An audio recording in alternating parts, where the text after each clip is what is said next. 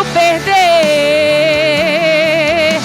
Vou perdoando os teus defeitos, vou perdoando tuas falhas, vou perdoando tuas fraquezas, porque eu quero usar você. Eu vou usar você, capacitar você. Vou te renovar, vou te dar unção, depois vou te encher. E através da tua vida eu vou fazer milagres. Vai fazendo a minha vontade e adorando o meu nome. Mesmo você sendo falho, mas eu te amo. Se não fosse o meu amor, onde você estaria? Se não fosse o meu amor, você não estava aqui. Se não fosse a minha mão pra te proteger, pra te defender, com certeza você não sobreviveria. Quando você pensas em parar, eu te levanto. Se um dia você vier a fracassar, eu te renovo. Sou teu amigo, sou teu ajudador. Então descansa e espera, pois eu sou teu Senhor. Eu cuido de você, eu velo por você, eu defendo você. Sou eu quem te guardo, sou alento, te sustento e eu te protejo, porque eu sou teu Deus, sou teu amigo, sou teu ajudador. Então descansa e espera, pois eu sou teu Senhor. Pois eu sou teu Senhor. Pois eu sou teu Senhor. O Senhor da minha e da tua vida está aqui nesta noite para falar contigo. E essa é a minha oportunidade em nome do Senhor Jesus. Nessa noite de hoje, receba o nosso preletor, com palmas para o Senhor Jesus. Quando me encontrou no chão. Vamos estar orando pelo servo do Senhor.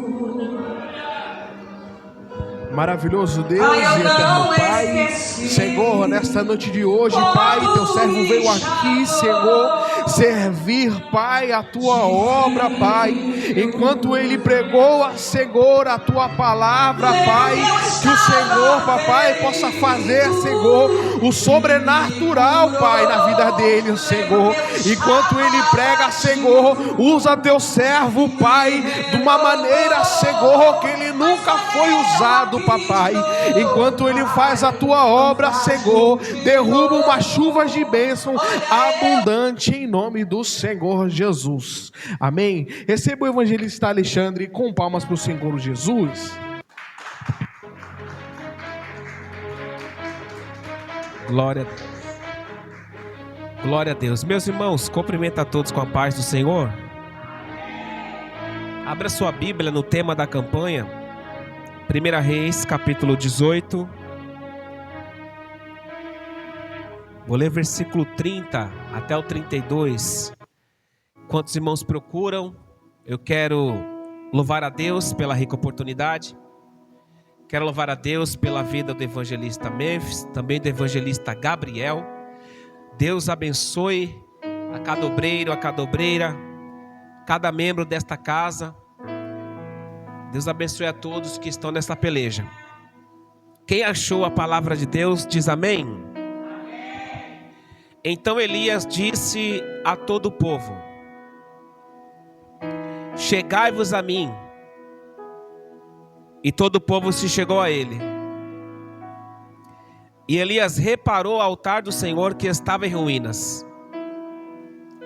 Tomou Elias 12 pedras, segundo o número das 12 tribos dos filhos de Jacó, ao qual viera a palavra do Senhor dizendo: Israel será o teu nome. Com as pedras edificou um altar em nome do Senhor, e fez uma valeta em redor do altar, grande o suficiente para comer 2 medidas de semente. Armou a lenha, dividiu o novilho em pedaços e o colocou sobre a lenha. Amém? Tome seu assento, por favor.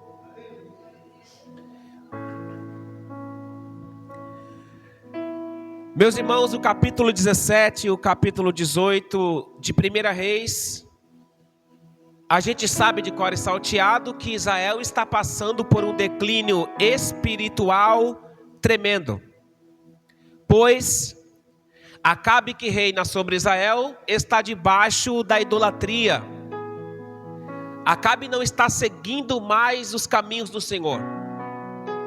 Ainda Acabe, achando pouco, não seguir os caminhos do Senhor e seguir aos caminhos de Roboão, Acabe ainda vai casar com uma mulher chamada Jezabel.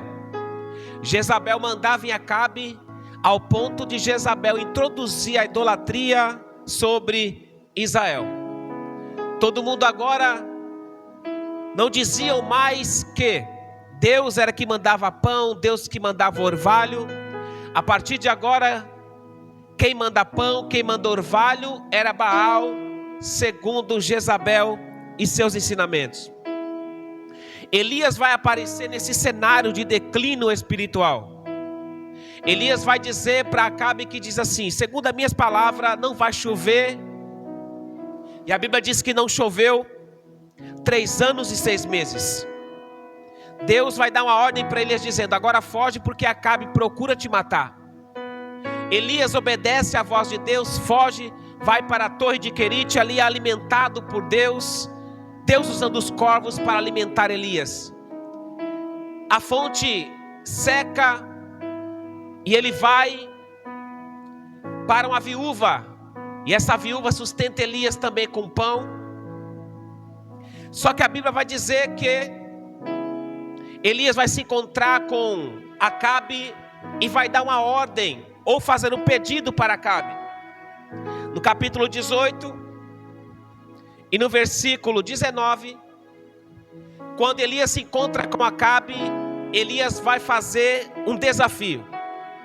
E o desafio era esse: agora manda reunir todo o povo no Monte Carmelo e os 450 profetas de Baal. Por que que Elias vai escolher o Monte Carmelo para fazer o desafio? A palavra Carmelo significa a vinha de Deus. Elias está escolhendo o Monte Carmelo não é à toa. Elias está escolhendo o Monte Carmelo porque Carmelo significa monte, vinha de Deus. Elias está escolhendo o Monte Carmelo porque é vinha de Deus. É o lugar onde Deus se manifesta. Então ele vai levar a sua luta, o seu desafio para a vinha de Deus. E foi aí que eu aprendi a primeira lição. As nossas lutas têm que ser levadas para a vinha de Deus. Se a gente quiser ter vitória nas nossas lutas, nas nossas guerras, a gente tem que levar as nossas lutas para a vinha de Deus. E aí eu aprendi aquela história da águia, que quando vai lutar contra a serpente, ela não luta contra a serpente na terra, ela leva para o alto, ou seja, no alto a serpente não tem poder algum. Então a vitória é da águia, Ou seja, é ensinando para nós, toda luta tem que ser levada para o alto, toda luta tem que ser levada para o céu, através da oração, através do jejum, tem que ser levada para cima, porque é onde Deus habita e Deus dá vitória. Elias vai levar a sua luta para a vinha de Deus, porque se nós quisermos ter vitória, a gente tem que levar as nossas lutas para a vinha de Deus. Eu aprendi uma coisa: a gente não tem que lutar na terra, a gente tem que lutar as nossas lutas, levando elas para Deus. Se eu levar as minhas lutas para baixo, a derrota será certa. Mas se eu levar as minhas lutas para a vinha de Deus, o próprio Deus entrará na guerra e nos dará vitória. E eu lembrei quando Senaqueribe vai enviar algumas palavras para o rei Zedequias. Zedequias, ouvindo aquelas palavras, ele entra para dentro da casa do Senhor. É como ele estava dizendo: eu vou pegar essa luta e vou levar para a casa de Deus, para a presença do Todo-Poderoso. E a Bíblia diz que Deus vai enviar um anjo e vai matar 185 mil assírios, porque todo que levam as lutas para a vinha de Deus, Deus entra na guerra e Deus dá vitória. Ele reúne os 450 Baal no Monte Carmelo, juntamente com o povo de Deus. E Elias, quando está com o povo de Deus no Monte Carmelo, Elias, ele vai repreender o povo dizendo: até quando cocheareis entre dois pensamentos? Se Deus é Baal, adore-o. Mas se Baal é o Senhor, então adore. Mas se Deus é o Senhor, então segui-o. Ele vai propor: até quando cocheareis entre dois pensamentos? Se o Senhor é Deus, segui-o. Mas se Baal, seguiu. E o povo ficou calado. Eles estavam cocheando entre dois pensamentos.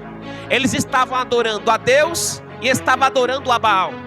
Quando Elias percebe que eles estão divididos na adoração, Elias vai repreender e vai dizer: até quando vocês vão cochear entre dois pensamentos? Se o Senhor é Deus, seguiu. Se Baal, seguiu. Ele está dizendo: a gente não pode ficar cocheando entre dois pensamentos.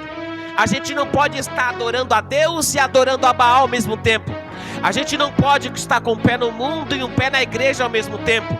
A gente não pode estar louvando a Deus e estar louvando o mundo ao mesmo tempo. A gente não pode estar vestindo a roupa decente e depois vestindo a roupa extravagante ao mesmo tempo. Ou a gente segue a Deus ou a gente segue a Baal. Mas em dois pensamentos a gente não pode ficar. Parece que Elias está seguindo o mesmo segmento dos homens e das mulheres de Deus, porque o próprio Jesus, no capítulo 6, versículo 24, vai tomar a mesma atitude de Elias.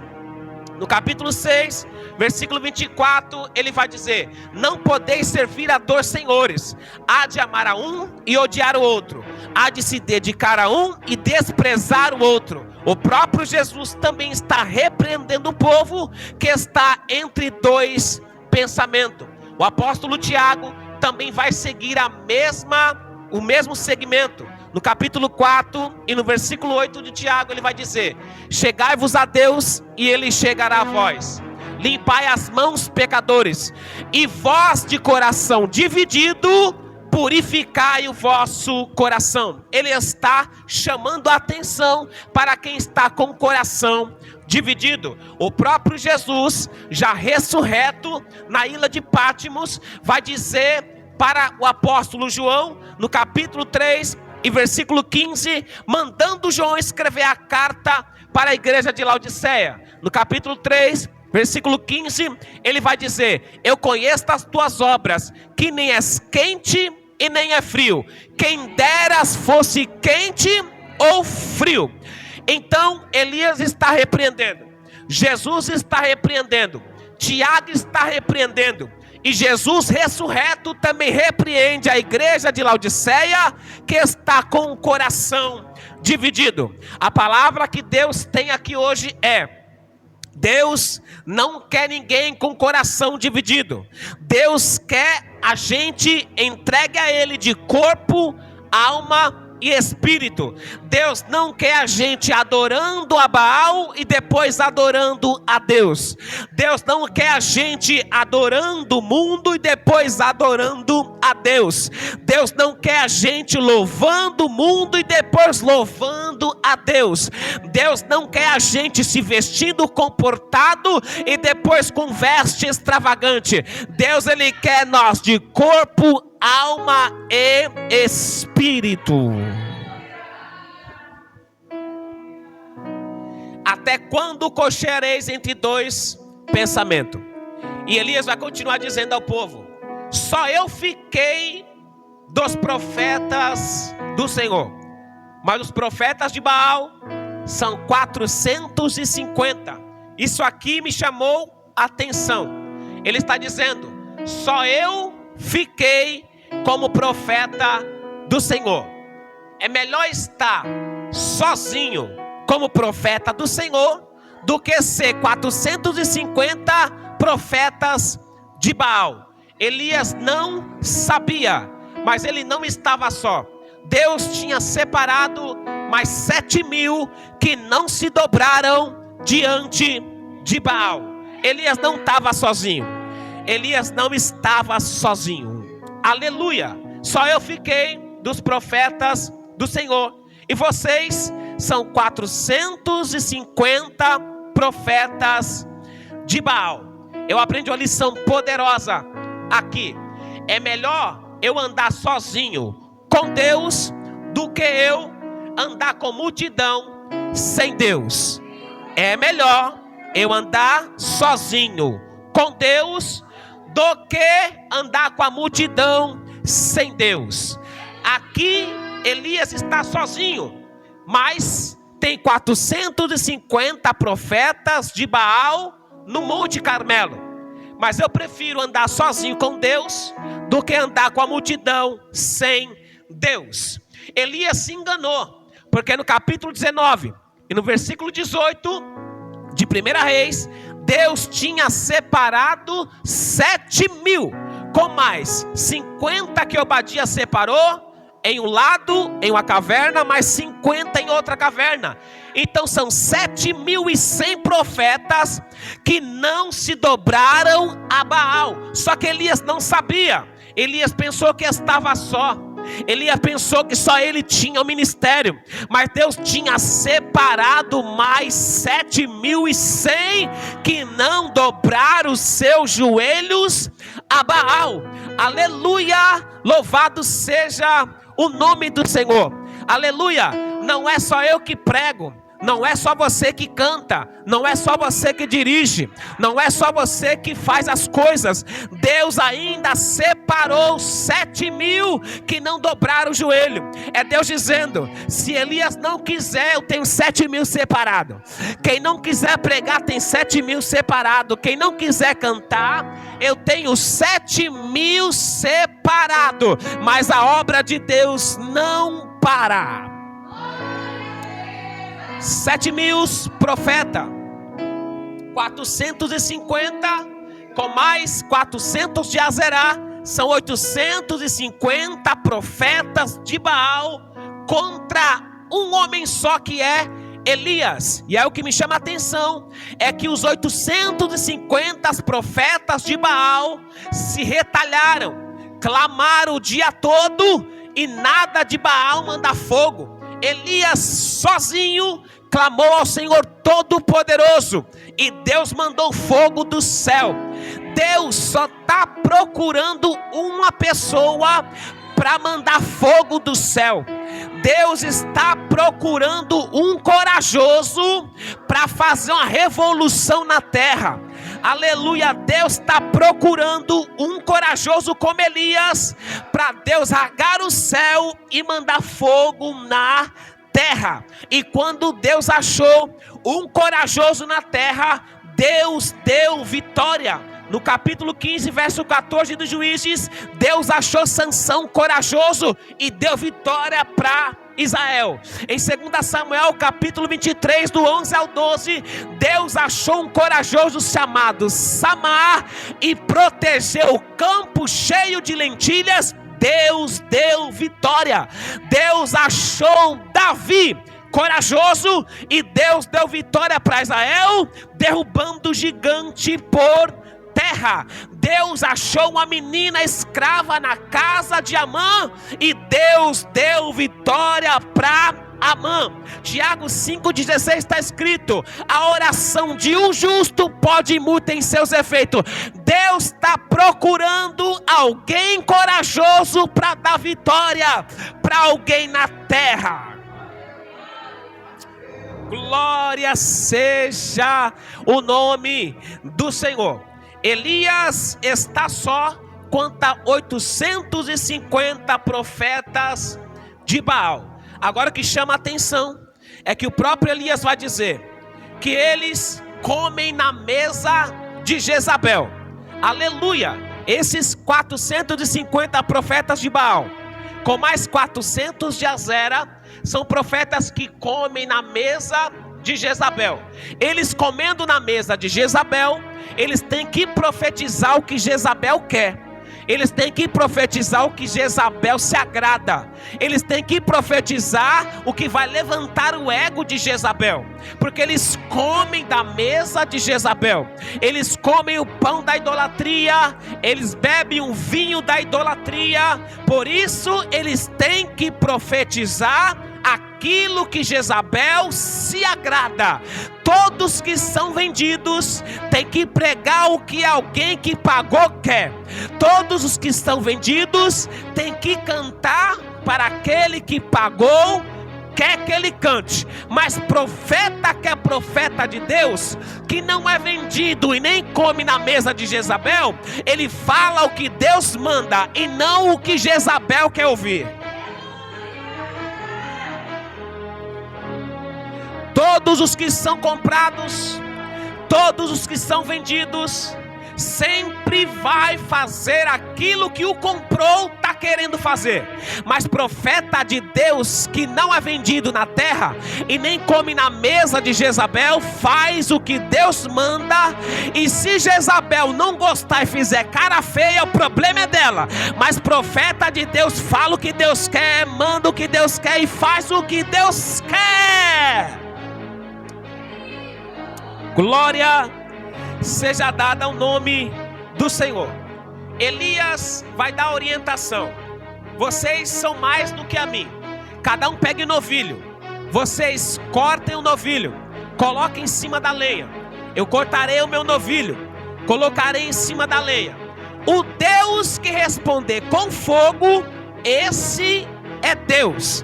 Primeiro ele vai dizer: cortem o novilho em pedaços, coloquem em cima da lenha, mas não metam fogo. Eu cortarei e dividirei o meu novilho, colocarei em cima da lenha e não meterei fogo.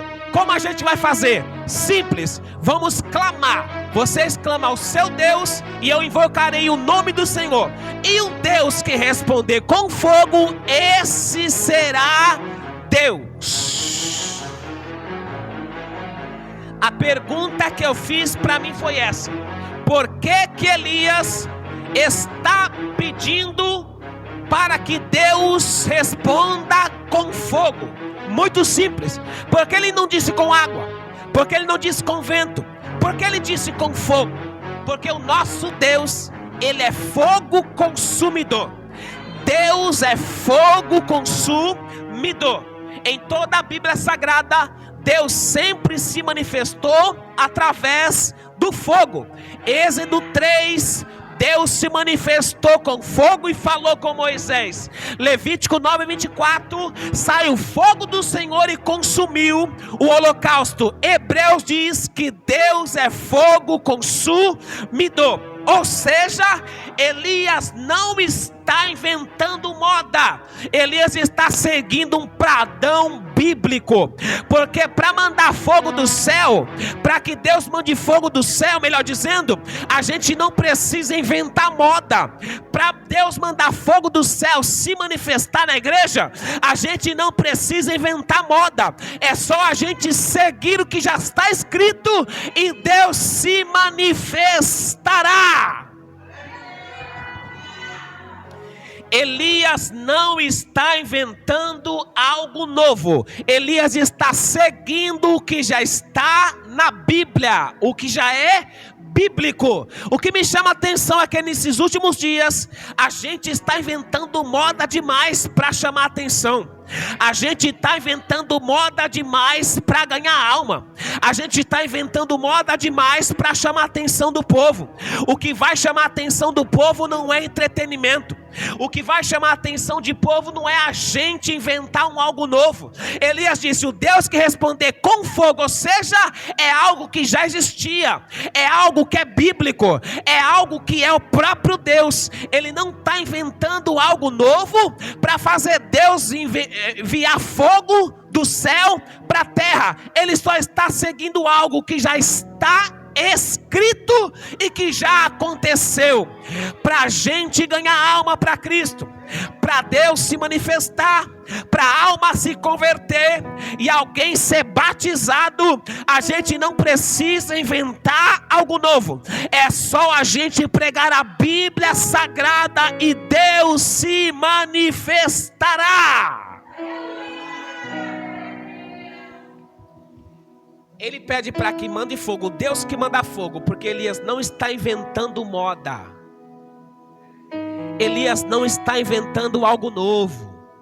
Porque para Deus mandar fogo do céu e se manifestar, a gente não precisa inventar algo novo. É só seguir os padrões bíblicos e Deus se manifestará. Todo o povo respondeu: boa esta palavra. E a Bíblia diz que ele vai seguir o padrão. Eles pegaram o seu novilho, dividiram em pedaços, colocaram sobre o altar que tinha feito. Ou seja, eles fizeram tudo o que Elias orientou. E eles começam a clamar. Eles começam a clamar. Ao meio-dia, Elias começa a zombar. Quem sabe eles tenham viajado, seu Deus. Quem sabe ele está planejando uma viagem. Quem sabe ele está dormindo, cochilando.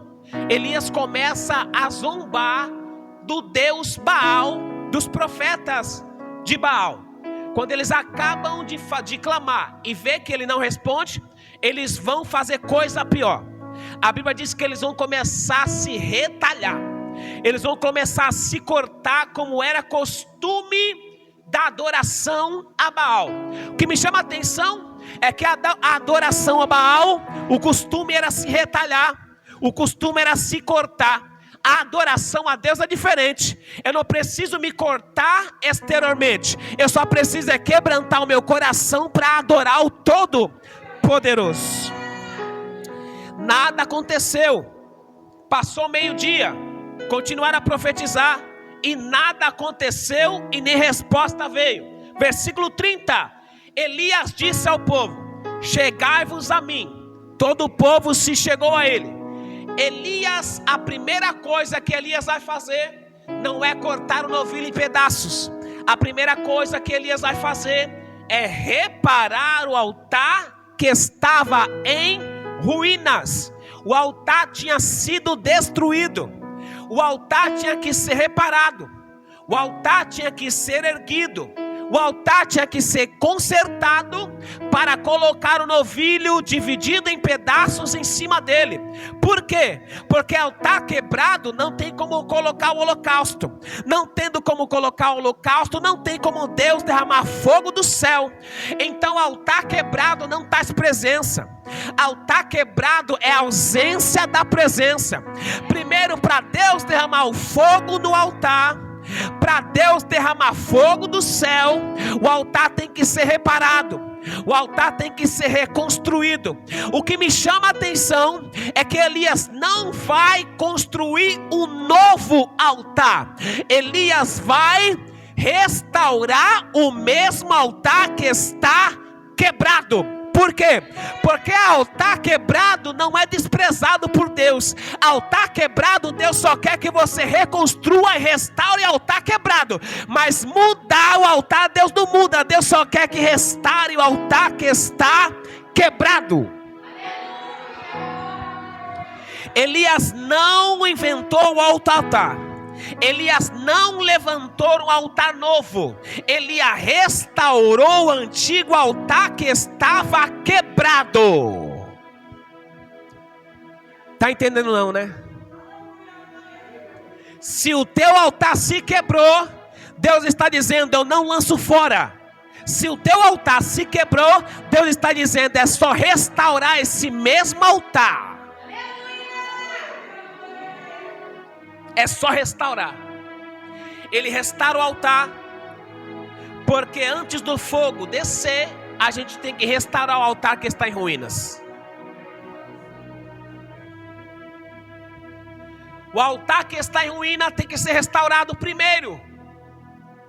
Antes de clamar, Elias restaura o altar que estava em ruínas. Antes de invocar, Elias restaura o altar que está em ruína. Pegou não? Eu vou aplicar. Antes de pregar, restaure o altar que está em ruínas. Antes de louvar, restaure o altar que está em ruínas. Antes de pastorear, restaure o altar que está em ruínas. Antes de fazer missão, repare o altar que está em ruínas. Antes de sair para evangelizar, repare o altar que está em ruínas. E depois vai.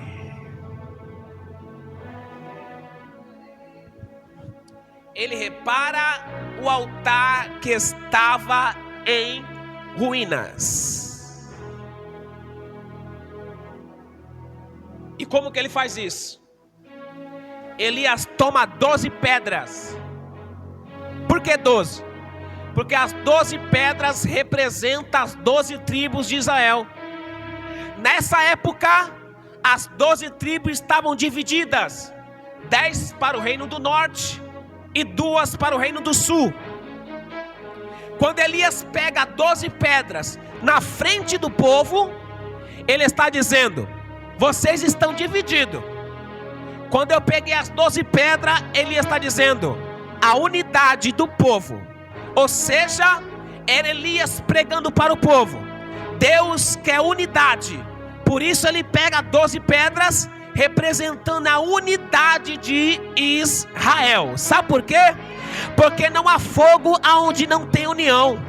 Não há manifestação de Deus aonde não tem união. Não há conversão de alma aonde não tem união. Não há bênção do céu aonde não tem união. Não há bênção eterna aonde não tem união. Primeiro Deus quer a união, para depois Deus derramar a bênção e a vida eterna para sempre. As 12 pedras que representam as 12 tipos de Israel, que representa a unidade das tribos. Ele pega 12 pedras, e uma pedra ele vai colocando em cima da outra. Ele pega 12 pedras e vai reparando o altar com as 12 pedras. Agora o que me chama a atenção é que ele vai pegar a pedra e restaurar o altar. Ele não vai pegar a pedra e lançar no povo que estava com a mente dividida. Ele vai pegar a pedra e levantar o altar. É Deus trazendo aqui para o meu coração. Pegue pedra, mas não para atacar naquele que tem mente dividida. Pegue pedra para levantar o altar. Louvado seja Deus. O problema não é a pedra. O problema é quem pegou a pedra. Porque uma pedra na mão de Davi é para derrubar gigante. Uma pedra na mão de Elias é para levantar um altar. E uma pedra na tua mão é para fazer o quê? Se eu fosse você, eu pegava essa pedra e não tacava naquele que está caído. Não tacava naquele que está cabisbaixo. Não jogava naquele que está com o coração dividido. Mas eu pegava essa pedra e derrubava gigante. Eu pegava essa pedra e levantavam o altar. Deus está dizendo: pegue a pedra, levanta o altar.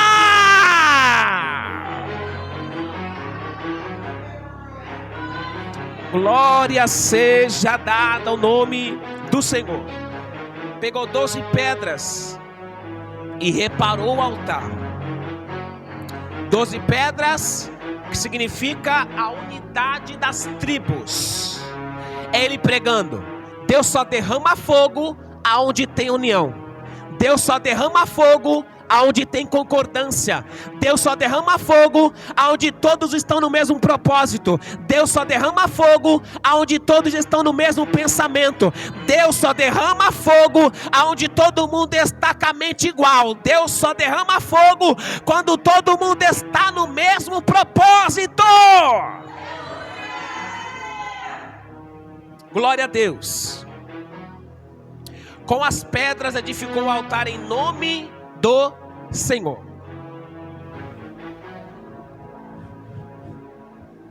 Ele edifica e levanta o altar em nome do Senhor. Porque tudo que eu construo, tudo que eu levanto, tudo que eu ergo, tem que ser no nome do Senhor. Para dar certo, tem que ser no nome do Senhor. Por que no nome do Senhor? Porque toda honra, toda glória, toda majestade, todo poder é dele. Eu levanto o altar, mas é no nome dele. Eu prego, mas é no nome dele. Eu canto, mas é no nome dele. Eu evangelizo, mas é no nome dele. Eu faço missões, mas é no nome dele. Dirijo igreja, mas é no nome dele.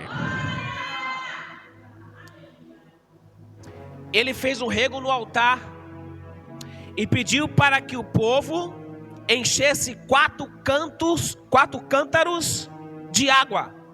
Versículo 31. Então disse: enchei de água 4 cântaros e derramai-a sobre o holocausto e sobre a lenha. Disse: fazei a segunda vez, e fizeram a segunda vez.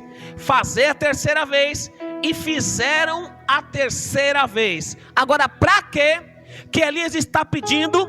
Para que eles joguem água no holocausto e no altar 3 vezes, para que eles não tivessem dúvida de que o Deus que responderia com fogo era o Senhor, o Deus de Israel.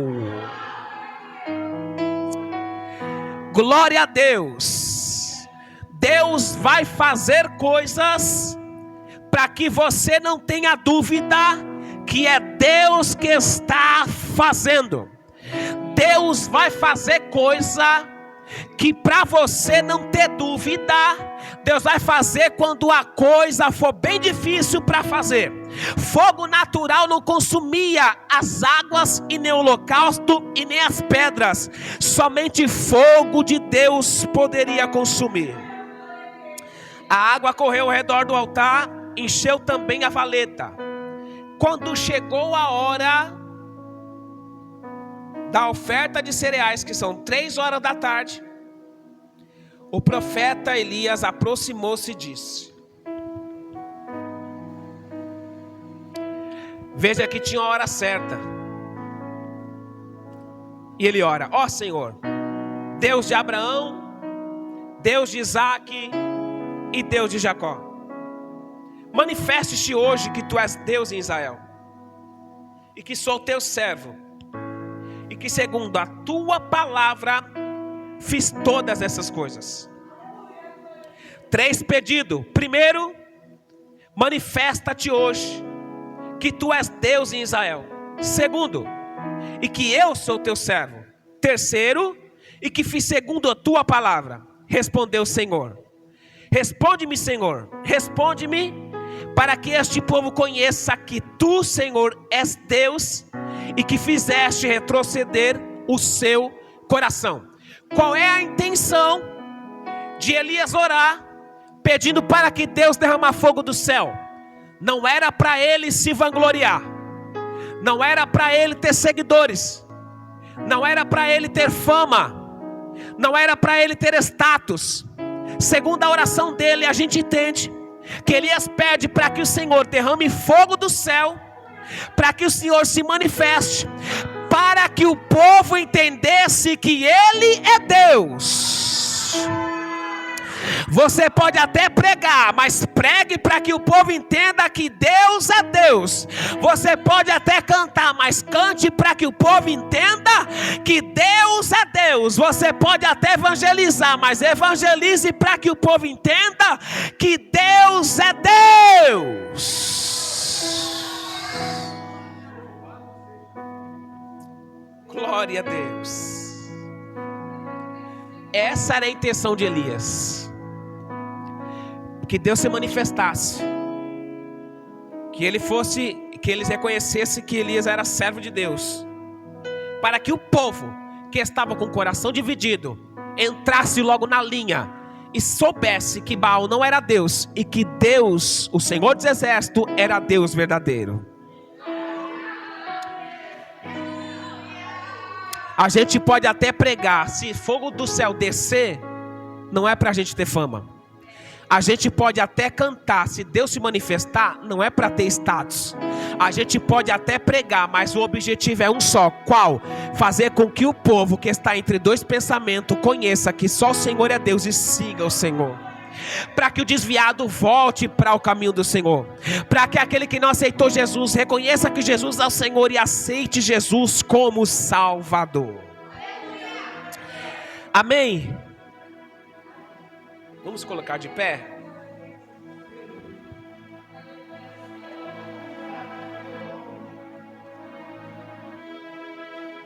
Deus respondeu.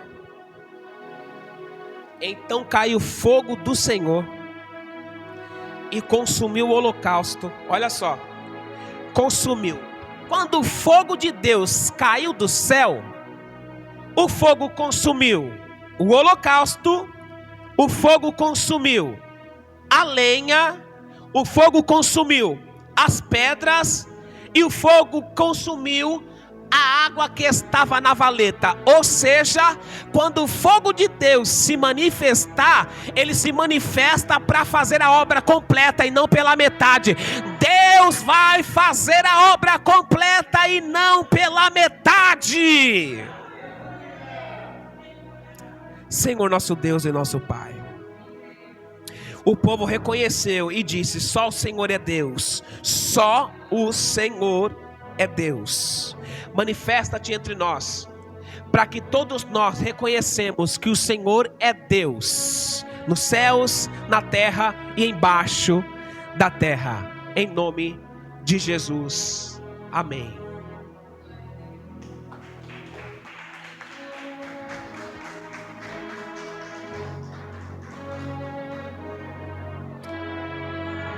Depois de uma palavra dessa poderosa, que possamos tomar parte da palavra do Senhor. Amém? Vamos estar orando para irmãos embora.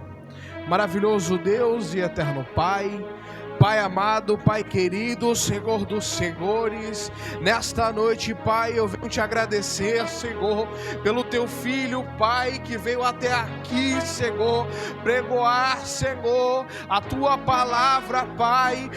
Senhor, obrigado, Senhor, por mais um elo, Senhor, que se concluímos, Pai, nesta campanha, Senhor, que o Senhor tem dado, Pai, ao coração do teu servo, Senhor. Papai, que nesta noite de hoje possamos ir para nossas casas, papai, renovados, Senhor, da tua palavra. É o que eu te peço e te agradeço, em nome do Senhor Jesus, e graças a Deus.